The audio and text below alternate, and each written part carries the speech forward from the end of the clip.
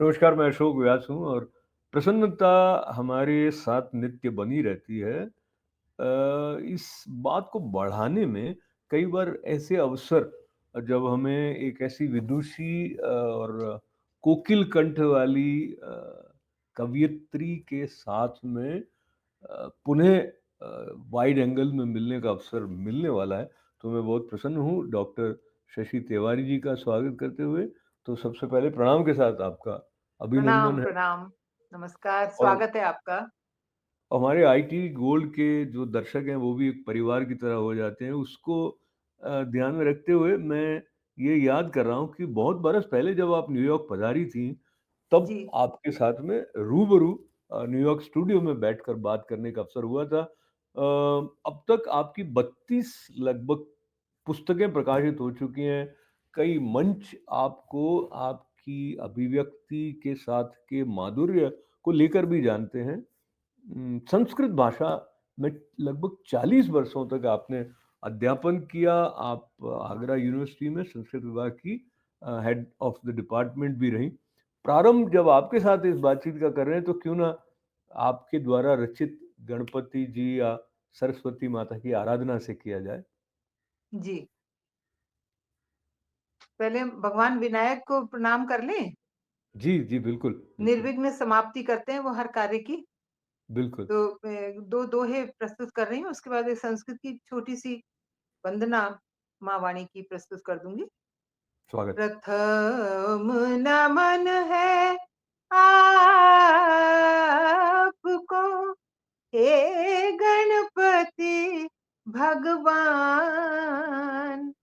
सब देवों में आपका सर्वोपरि सम्मान। और क्या माँ बात! वाणी के श्री चरणों में हे माँ वाणी, आप तो पूर्ण करे सब काम। नत मस्तक हूँ मैं सदा, मेरा कोटि प्रणाम। क्या बात है! क्या बात है! एक संस्कृत की मैं चूंकि विद्यार्थी हूँ तो संस्कृत में मैंने प्रयास किया है माँ वाणी की वंदना के लिए। मैं सभी जो दर्शक हैं उन सबका अभिवादन करती हूँ और आपको प्रणाम करती हूँ कि आपने ऐसा सुयोग मुझे प्रदान किया। इस संयोगवश हम आज मिल बैठे हैं और दर्शकों से रूबरू हैं। मैं वाणी वंदना के रूप में देखिए बिल्कुल मैंने सरल संस्कृत भाषा में प्रयास किया है ताकि जो असंस्कृतज्ञ हैं वो भी उसका आनंद ले सकें। नवगीतिं नवगीतं देहि, नवलस्वर नवनीतं देहि, नवबुद्धिं नववृद्धिं देहि, नवामतिं नवस्तुतिं देहि, जगत्सागरात् तारय देवी, वीणाधारिणि धारय माम्, वीणाधारिणि धारय माम्।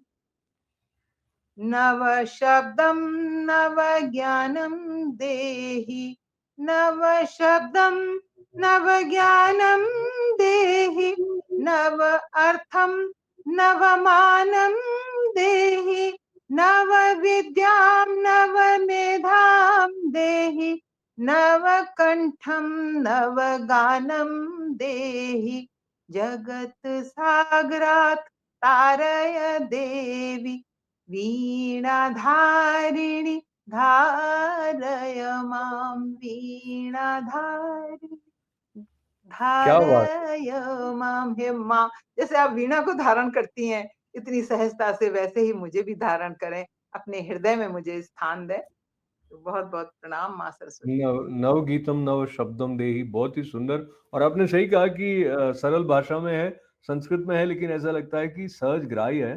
सभी को समझ में आने वाला है।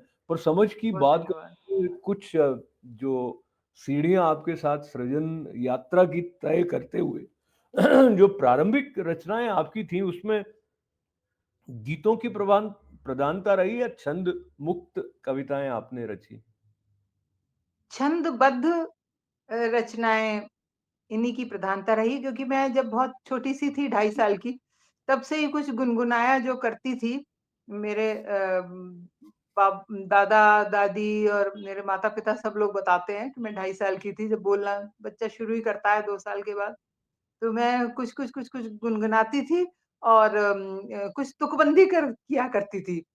तो वो हमेशा से वो मेरे संस्कारों में ये है क्योंकि मेरे घर में भी अन्य सभी लोगों को संगीत और कविता में और साहित्य में रुचि रही है।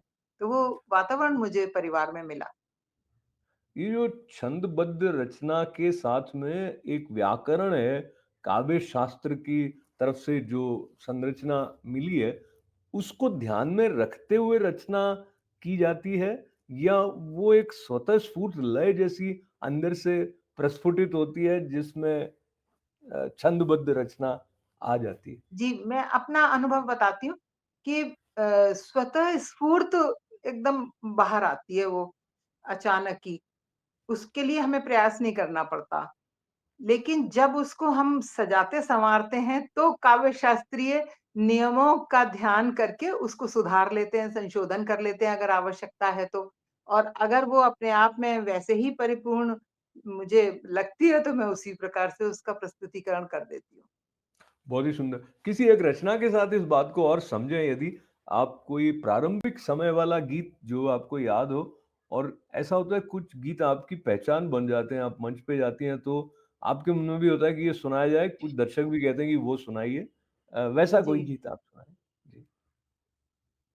देखिए, पहले मैं खूब प्रकृति के ऊपर खूब लिखा करती थी। जी, नदी पर, बादलों पर मुझे लगता था जब मैं छत पे पुराने घरों में तो छत हुआ करती थी, तो हम खुली छत पे चारपाई पर लेटा करते थे, तो मैं बादलों को, चाँद को, आसमान, तारे ये सब जब देखती थी तो प्रकृति मुझे बहुत लुभाती थी बचपन से। जी, तो एक बार कुछ बादल से हो रहे थे जैसे बारिश होने वाली है, तो मुझे लगता था कि ये बादल का जो छोटी-सी टुकड़ी है, इसको बादल का जो छोटा रूप है उसे हम बदरिया कह देते हैं। तो मुझे लगता था ये बेचारी इधर से उधर घूम रही है और इसका अंत क्या होना है कि अंत में इसे बरस के और समाप्त हो जाना है। तो इस तरह की जो प्राकृतिक चीज़ें थी वो मेरे हृदय में उतर जाया करती थी, तो मैं यहीं से भी गीत उठा लेती थी। जैसे कजरारी बदरिया गगन में फिरे, दुखियारी बदरिया गगन में फिरे। अब ये धुन जो है वो प्रारंभिक धुन ही है, वो आज तक मैंने बदली नहीं है। क्योंकि जिस समय गीत या कोई भी छंदबद्ध रचना मेरे ज़हन से बाहर आती है, तो वो संगीत की लय और संगीत की धुन के साथ ही आती है, मुझे अलग से बैठकर उसकी धुन सेट नहीं करनी पड़ती। ये क्या कुछ बात! माँ सरस्वती की कृपा है। तो ये देखिए इस तरह का अपने जनक सागर को छोड़ा, क्यों नैहर से नाता तोड़ा। ये ऐसे बदरिया अपने मन में सोच रही है कि मैंने अपने जनक सागर को छोड़ दिया और नैहर से मेरा नाता छूट गया, तो अब मेरा क्या हश्र होगा? मैं तो अपनी जड़ से अलग हो गई ना। अपने जनक सागर को छोड़ा, क्यों नैहर से नाता तोड़ा, बेगाने से देश में आकर पश्चाताप करे, दुखियारी बदरिया गगन में फिरे, कजरारी बदरिया गगन में फिरे। इस तरह के गीत में लिखती थी। या बहुत नदी को देखा, हम हरिद्वार गए थे और बाबा-दादी, माता-पिता सब साथ में थे, तो मैं छोटी-सी थी और फिसलते-फिसलते भी बची वहाँ हर की पौड़ी पर। तो वहाँ मैंने देखा कि नदी बड़ी हिलोरें लेती हुई और टेढ़ी-मेढ़ी होकर जाती है। तो मेरे मन से ये एक गीत ये निकला। इस तरह की रचनाएँ मैं शुरू-शुरू में किया करती थी कि ओ नदिया चलती क्यों इठलाती, ओ नदिया चलती क्यों इठलाती। इसी तरह से मैं जैसे भंवरे को देखती थी, तो मुझे लगता था कि ये बेचारा क्या सोचता होगा कि सारी प्रकृति को इतना सुंदर बनाया और मुझे काला बना दिया भगवान ने, तो भंवरे पर कुछ लिख दिया। इसी तरह से प्रकृति से, चिड़ियों से, इन सब से उठा कर मैं लिखा करती थी। जब दोहे लिखना शुरू हुआ तो वो बात मेरे दिमाग में थी, और जब से ये कंक्रीट के जंगल बनने शुरू हो गए और हमारे पुराने घरों में जो आल-तिखाल हुआ करते थे, वहाँ पर गौरैया अपना घोंसला बनाती थी, और अब वो वहाँ नहीं बना पाती क्योंकि अब तो फ्लैट संस्कृति हो गई है कि फ्लैट्स में चले जाओ और वो पुराने जो आँगन वाले और छतों वाले घर हुआ करते थे और उसमें चिड़िया अपना तिनके बीन-बीन कर लाती थी और अपने घोंसले बनाती थी। वो सारी संस्कृति, वो वातावरण, वो माहौल बिल्कुल बदल गया है। तो देखिए, मैंने एक दोहा लिखा गौरैया हुँ। को संबोधित करते हुए, तो इस तरह की बातें मेरे मन में ज़्यादा आया करती थी। गौरैया तुम हो कहाँ, सूने आल-तिखाल, वह चीं-चीं की ध्वनि कहाँ, मन में उठे सवाल। तो इस सवाल तरह की जो बातें तो अक्सर ए फिर एक धीरे-धीरे बड़े होने हाँ, लगे और उसके बाद बंगला साहित्य पढ़ने लगे, शरद चंद्र को खूब पढ़ा, रवीन्द्रनाथ टैगोर को, और भी दूसरे अपने हिंदी में पंत प्रसाद, निराला सबको पढ़ने लगे, आगे बढ़ने लगे। तो फिर धीरे-धीरे कुछ श्रृंगारिक गीत भी जी, आए तो एक और मिनट शंगार फिर की जी, और बड़े जी, हुए तो जीवन दर्शन से जुड़कर फिर हुँ, कुछ लिखा। तो जी, वो एक इस मिनट तरह से ये विषय जी, बदलते तो गए। जी, शशि जी हम थोड़ा-सा श्रृंगार की तरफ भी जाएँगे, जीवन दर्शन की तरफ जाएँगे और पहले मैं ये देख रहा हूँ कि एक आपका ऑब्ज़र्वेशन बहुत अच्छा प्रकृति को लेकर भी, नदी को लेकर, गौरैया को लेकर जो एक कंक्रीट के जंगल में हम लोग रहने लगे हैं उसको लेकर के, पर साथ-साथ आपकी जो दृष्टि है वो वेदना को छूने वाली है या जिस भी आप समझिए कि जो आपके अभिव्यक्ति का विषय है उसकी क्या संभावित पीड़ा है, आप उसकी कल्पना करती हैं, तो कहीं न कहीं ऐसा लगता है कि आपके अंदर या तो एक वात्सल्य का भाव कह दीजिए या एक जो काव्यात्मक संवेदना है उसको लेके जो जो पीड़ा है उसको रसमयता से प्रकट करने का एक माध्यम सरस्वती माता आपको बनाती रहीं। ये सजगता से होता है या ऐसे ही क्योंकि जैसे सिक्के के 2 पहलू होते हैं, तो उस प्रकार से एक जी। उल्लास का बोध जो है वो नदी की गति में भी है, उसके अंदर भी आप कुछ और देखें ऐसा? इसके बारे में थोड़ा बताएँ कि ये कहाँ से आपके भीतर इसको ये पुष्ट मन के भीतर जो संवेदनशीलता होती है, ये वहाँ से जुड़ा रहता है और वहीं से ही बाहर आता है। तो संवेदनशीलता तो बहुत ही ज़रूरी है, और जहाँ पीड़ा और दर्द की आपने बात कही, तो हमारे तो पंत जी भी कह गए हैं कि वियोगी होगा पहला कवि, आह से उपजा होगा गान, उमड़ कर नैनों से चुपचाप बही होगी कविता अनजान। तो देखिए इसी तरह से मैंने भी बहुत से गीत और बहुत सी रचनाएँ लिखी। तो मैं अपने परिचय में भी वहीं से शुरुआत करती हूँ, 4 पंक्तियाँ आप तक पहुँचा रही हूँ स्वागत है। और दर्शकों को शायद पसंद आए। तो मैं दर्शकों का भी अभिवादन करते हुए और आप सबसे आज्ञा लेते हुए अपना परिचय दे रही हूँ। मैं दर्द के रिश्ते का, थोड़ा उर्दू में भी कुछ बोलचाल की जो स्वागत भाषा होती स्वागत है। जी, स्वागत है। है तरह से।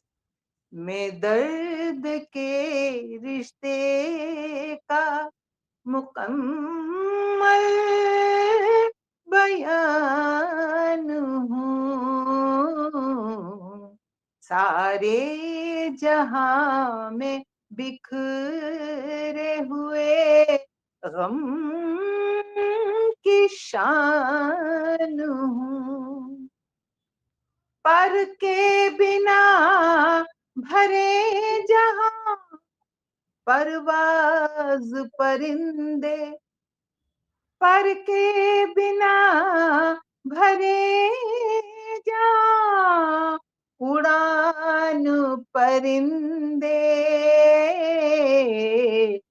ऐसा ही मैं बुलंद खुला आसमान क्या बात है! हूँ। क्या बात है! बहुत अच्छे। ऐसा ही मैं बुलंद खुला आसमान हूँ। कभी की गति तो अब जहाँ ना पहुँचे रवि वहाँ पहुँचे। कभी तो ज़मीन से लेकर और आसमानों की यात्रा कभी मन कर आता है। तो ये कवि मन की यात्रा जो है, उसकी रसमयता का लाभ अब हम आपकी किसी श्रृंगार प्रधान गीतिका के द्वारा भी लें। पर उसके पहले मैं ये भी चाहूँगा आप 1-2 दोहे भी अपने और कुछ सुनाएँ यदि तो? सुना देती हूँ। जी, जी, आज की जो स्थितियाँ हैं, उनसे जुड़कर देखिए क्या हो रहा है। जी। ये एक हाथ की है नहीं, दूजे से पहचान। जब संवेदनशीलता ही नष्ट हो क्या जाएगी बात है! तो फिर यही सब बहुत होगा। एक हाथ की है नहीं, दूजे से पहचान, आपाधापी में हुई उंगली लहू लुहान, ओए होए होए होए! क्या बात है! उंगली क्या बात! लहू लुहान। बहुत और बढ़िया। कुछ जीवन से जुड़ करके बहती जाती है नदी, नहीं लौट कर आए, समय रेत मुट्ठी कसी फिर भी फिसली जाए। तो क्या जीवन बात है! से क्या तो बात! कविता जुड़ी ही रहती है। बिल्कुल। और तो देखिए श्रृंगार की एक तरफ दोहा देखिएगा, जी, बड़ा नाजुक सा दोहा है कि स्वागत। याद तुम्हें करते हुए गए ज़माने बीत, जीत हो गई हार अब, हार हो गई मोरी क्या जीत। बात है! क्या बात है! क्या बात है! तो बहुत ही ऐसे बढ़िया। थोड़ी-सी बस कोशिश, कुछ प्रयास करती रहती हूँ, जितना अच्छा सध थोड़ा जाए, जितना यदि माँ कृपा यदि कर दे। जी, बहुत संक्षेप में ये बताएँ कि जो आधुनिक कविता की चर्चा होती है तो कि बोलचाल के शब्द अधिक प्रयोग में लाने चाहिए रचनाओं में भी। फिर जब आपका संस्कृत भाषा के साथ जो प्रेम है, तो ऐसा जो संस्कृत निष्ठ हिंदी भाषा है, वो आपकी जो काव्य की धारा के प्रवाह में आप उसको एक शक्ति की तरह देखती हैं या उसके कारण एक अलग रूप आपकी अभिव्यक्ति का रहा जो कि जिस तरह की कविताएँ अधिक आधुनिक कविता के नाम पर ऐसे लोग कहते हैं भाई सरल शब्द या एक अलग स्वतंत्रता ले लेते हैं भाषा की दृष्टि से। जी। इसके बारे में आपका कवि मन संस्कृत भाषा के प्रेम को लेते हुए क्या विचार करता है? देखिए, मैं 4 भाषाओं में प्रयास करती हूँ लिखने के लिए। एक तो हिंदी, खड़ी बोली, ब्रज भाषा और जी, संस्कृत और उर्दू। तो ये चारों भाषाओं का लाभ मुझे मिल जाता है। तो बहुत ही कभी-कभी दूसरी भाषा के शब्द भी अगर वो सरल सहज रूप में आ जाएँ, प्रयत्न साध्य ना हो, सरलता पूर्वक आ जाएँ तो मैं उनको अपनाने में और उनको भी शामिल संकोच करने में नहीं कोई रखते हैं। गुरेज़ नहीं करती हूँ। अच्छा, तो दूसरी बात क्या है कि ये सारी बातें जो हैं, वो संप्रेषण से जुड़ी होनी चाहिए।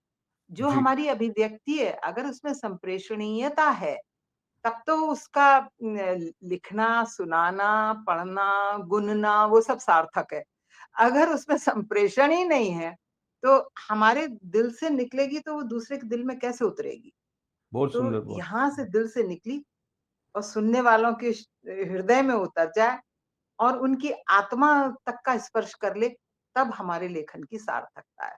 तो तो इसलिए शशि जी मैं कोई जी, ऐसा नियम लेके नहीं चलती हूँ। लेकिन हाँ, जब मैं ये सोच लेती हूँ कि ये रचना मुझे संस्कृत में ही करनी है, तब मैं उस संस्कृत भाषा का आश्रय ले लेती हूँ।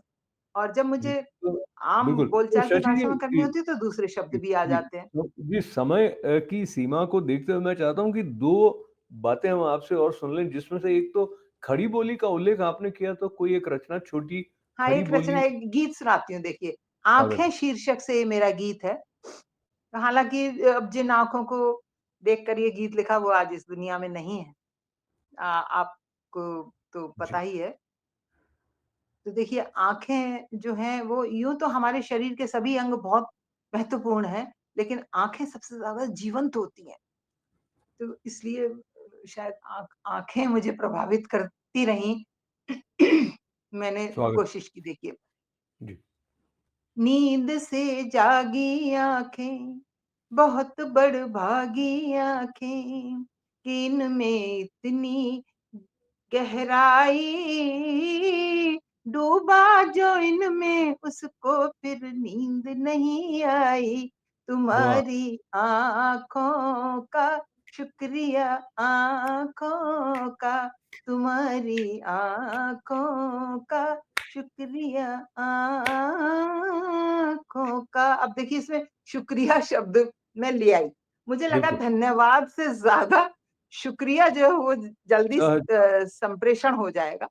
तो जी, जी, कुछ ऐसी प्रेरणा हो जाती है अपने आप लेती हूँ। तुम्हारी आँखों का शुक्रिया आँखों का, बिना कहे ही सब बातें कह देती है ये आँखें।